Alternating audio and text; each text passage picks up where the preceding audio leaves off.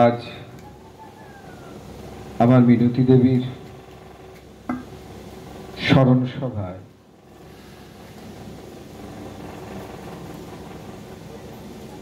আমি নরমালি এইভাবে কোনো প্রোগ্রামে খুব কম যাই।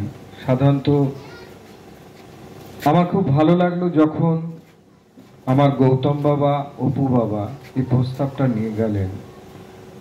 আমার মনে হলো এটা একটা সমাজকে নতুন একটা বার্তা দেওয়া। খুব ভালো লাগলো তাদের প্রয়াস। আজ খুব মনে পড়ছে আমার রঞ্জনের কথা। এই অঞ্চল আমার খুব পরিচিত। আমি যখন খুব সম্ভব 6-7 বছর বয়স, তখন প্রথম কেশব দালালের বাড়ি, অর্থাৎ ওটা জায়গাটা কোথায়, লালবাগানতে প্রথম আমি আসি। সেখান থেকে আমার বহুবার আমি দমদমে এখানে এসেছি। আসল কথা, আমরা শ্রদ্ধা করি কাকে? যিনি গত হয়েছেন, তার জন্য যে আমাদের শ্রাদ্ধ কর্ম, কেন কাকে করি? ঠিক আমরা গীতা অর্জুন বিষাদ যুগে প্রথমেই পাই। অর্জুন গান্ডি ফেলে দিয়ে বললেন, আমি যুদ্ধ করব না, কারণ আমি দেখছি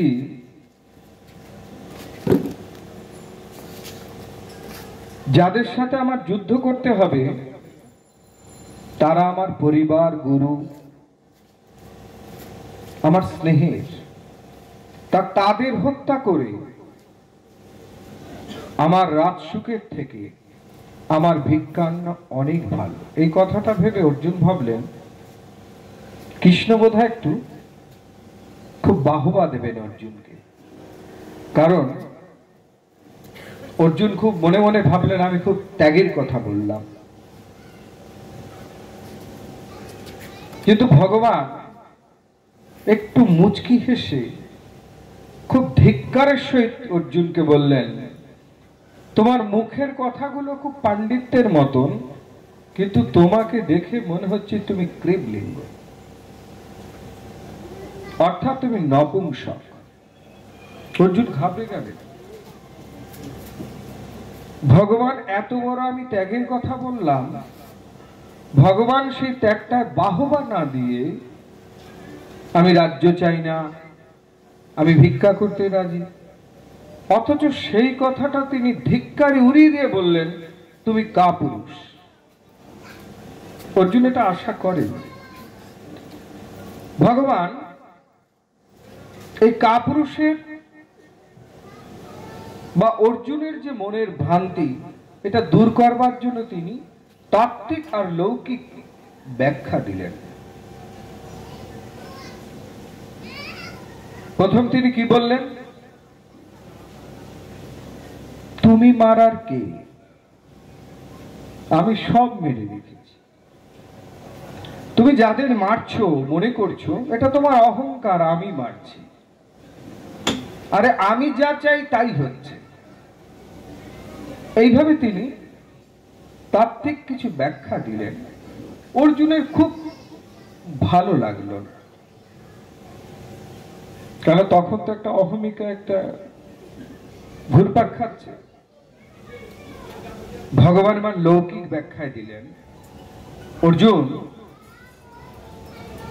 তুমি যখন যুদ্ধক্ষেত্র থেকে চলে যাচ্ছ, তোমার অপরপক্ষ কি ভাবছে জানো? তুমি আমাদের সৈন্য দেখে, আমাদের বীর দেখে ভয় পেয়ে পলায়ন করছো। তারা কিন্তু ভাববে না যে তুমি আত্মীয় স্বজন নিধন করে ব্যথা পাবে, তারা উল্টো ভাবছে যে তুমি আমাদের সৈন্য দেখে, বীর দেখে ভয় পেয়ে যুদ্ধ থেকে পলায়ন করছো। তাই ভগবান বললেন সধর্মে নিধনং স্যু পরো ধর্মো ভয়াবহ।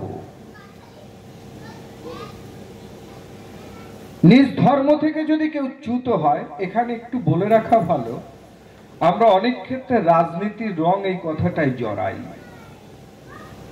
স্বধর্মে নিধনং স্যু, আমরা এখানে হয়তো আমার ধর্মটাকে বলি যে আমরা হিন্দু ধর্ম সনাতন ধর্ম ত্যাগ করে অন্য ধর্মে যেন না যাই, ভগবান বলেছেন।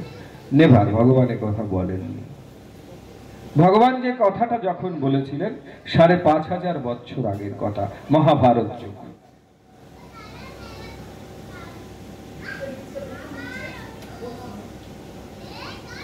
পৃথিবীর সবচেয়ে লেটেস্ট ধর্ম মুসলিম ধর্ম, ১৪০০ হিজরি। তারপরে যে ধর্ম খ্রিস্টান ধর্ম, আজকে ২০২৪। আর ভগবান ৫,৫০০ লক্ষ বছর আগে বলেছেন। তাহলে সেই সময় কোন হিন্দু মুসলিম খ্রিস্টান জৈন এগুলো ছিল না। ভগবান ধর্মটা ব্যাখ্যা করেছেন কি, তুমি ক্ষাত্র অর্থাৎ ক্ষত্রিয়, তোমার ধর্ম যুদ্ধ করা। তুমি যদি যুদ্ধ থেকে পালিয়ে যাও সেটাই তোমার অধর্ম। তাই ভগবান বুঝালেন একজন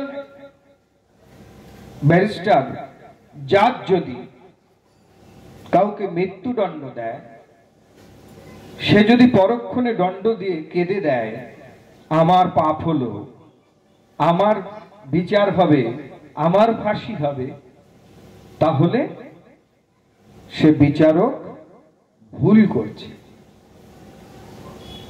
ভগবান বলছেন এখানে অর্জুনকে তিনি আরো সুন্দরভাবে ব্যাখ্যা করে বলছেন, খুব মন দিয়ে বুঝতে হবে।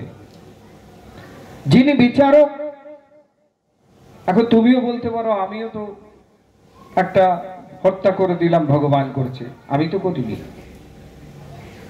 কিন্তু ভগবানের কথাটা খুব সুন্দর করে বুঝতে হবে। ভগবান বলছেন একটা বিচারক যখন তার এই ঘোষণা করলেন, যার বিচার করলেন, ন্যায় বিচার করলেন, তার সাথে তার লাভালাভের কোনো দ্বন্দ্ব নেই। কিন্তু যিনি তাকে হত্যা করেছেন বা মার্ডার করেছেন, তার সাথে লাভালাভের, হিংসা, কিছু ক্ষতির ব্যাপার ছিল, তাই জন্য তাকে সে হত্যা করেছেন। তাই তিনি বিচার পাওয়ার জন্য বিচারকের কাছে এসেছেন। কিন্তু বিচারকের সাথে কিন্তু তার কোনো লাভ লোকসানের সম্পর্ক নেই। তিনি বিচার করছেন ন্যায় আর ধর্মের। তাই তিনি যে বিচারটা করছেন তাতে তার পাপ নেই, সরকার তার পাপ দেবেন না।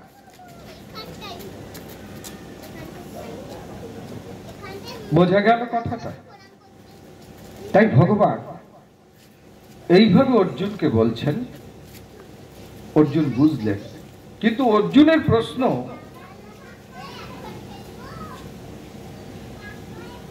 যারা মারা যাচ্ছেন তাদের তো ধর্ম থাকছে না, কারণ তার অল্প বয়সী স্ত্রীরা, তার সন্তান আদি নেই। লুপ্ত পিণ্ড দকক্রিয়া, কে তার পিণ্ড দেবে? তার বংশ অর্থাৎ ভ্রষ্টের পথে চলে যাবে। আজকে এই উত্থাপন যেটা আমি করলাম এই জায়গাটায় আসার জন্য, আমরা ভগবানের কথায় দেখেছি তিনি বলছেন বাসাংসি জেরনানি বিহাজন, বাসাংসি জেরনানি, অর্থাৎ কেউ মারা যাচ্ছে না, আত্মা অবিনেশ্বর। মারা যাচ্ছে কে? পঞ্চভূতের দেহ।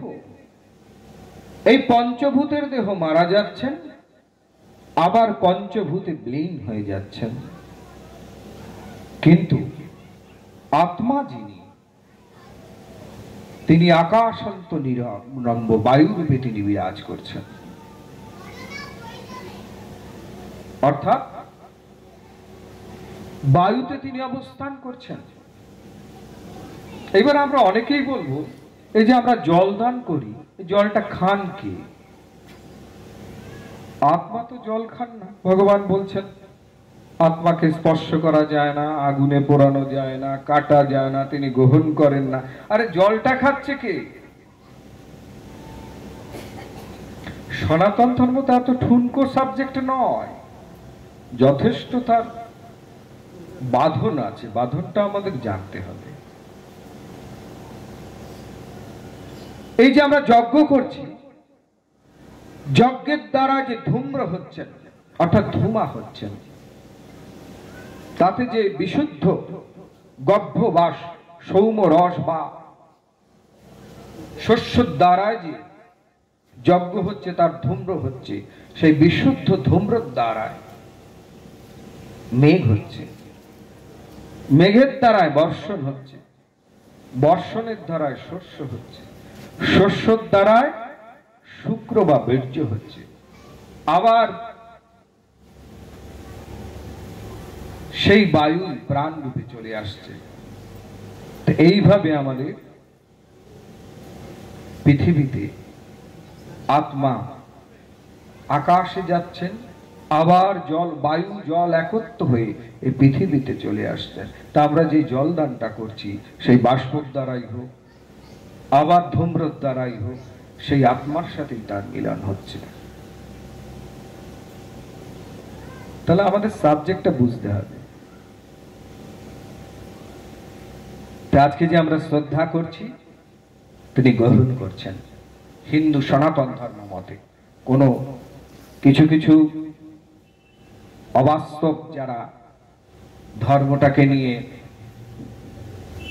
না জেনে বলছেন আমি ধর্ম মানি না। ধর্ম মানে যে, অনেকে বলেন আমি ধর্ম মানি না। ধর্ম মানে কি?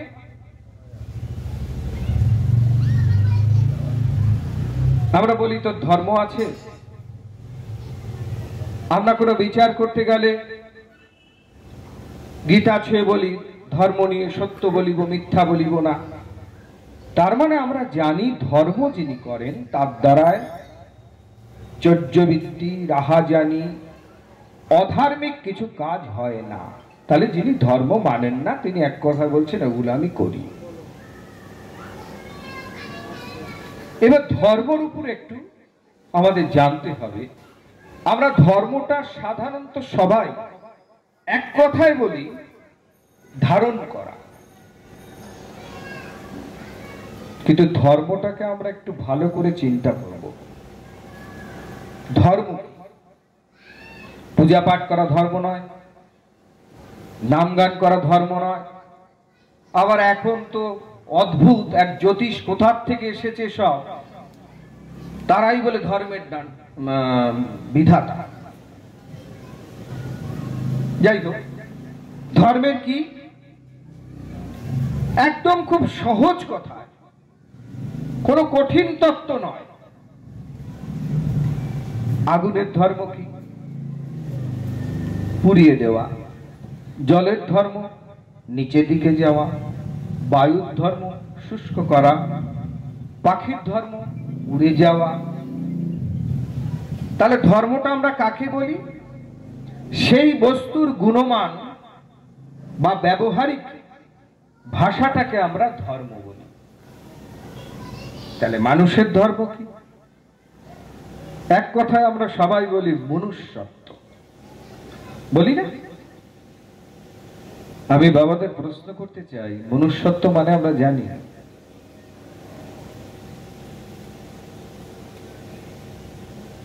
একটি বাঘ যখন জন্ম নেন তখন বাঘের বাচ্চা বলা হয়। একটি কুকুর যখন তার বাচ্চা দেন আমরা বলি কুকুরের বাচ্চা। কিন্তু একটা মানুষের জন্ম হলে পরে মানুষ বলা যায় না, যতক্ষণ না সে মনুষ্যত্ব অর্জন না করবে সে মানুষ হতে পারে না। সেই মনুষ্যত্ব আমি অনেক ক্ষেত্রে আলোচনা করেছি, দেখেছি সবাই এক কথায় বলেছে চেতনা। আমার প্রথম প্রশ্ন হচ্ছে, আরে চেতনা তো একটা বাঘের আছে, একটা পশুর আছে। আহার নিদ্রা ভয় মৈথুন আমার ভিতরে আছে, পশুর ভিতরেও আছে। তাহলে চেতনা তো ধর্ম হতে পারে না, চেতনা তো মনুষ্যত্ব হতে পারে না। বাঘেরও তো চেতনা আছে। এই বাঘটা কখনোই চেতনার দ্বারায় অপরকে উপকার করে না। আমাদের সমাজ যারা উপকার করে তাদের মান্যতা দেয় না। আমরা জাতীয় পশু করেছি বাঘকে, যাকে কোনো কাজে লাগে না, উল্টো মানুষকে খায়। কিন্তু একটি গরু, নাম দিয়েছি গরু, যিনি দুধ দেন, সব দিক দিয়ে সেবা করেন, মানুষের কাছে থাকেন, তিনি গরু। গাধা, যিনি সারা জীবন টানেন, সে মানুষের এত কাজ করে, তাকে দেখতে কেউ টিকিট কেটে যায় না, গরুকে দেখতে টিকিট কেটে যায় না। সে সমাজে সব দেয়, কিন্তু সে জাতীয় কোনো কাজে উল্লেখযোগ্য নাম পায়। তা যাই হোক, এটা অন্য কথায় চলে গেলাম।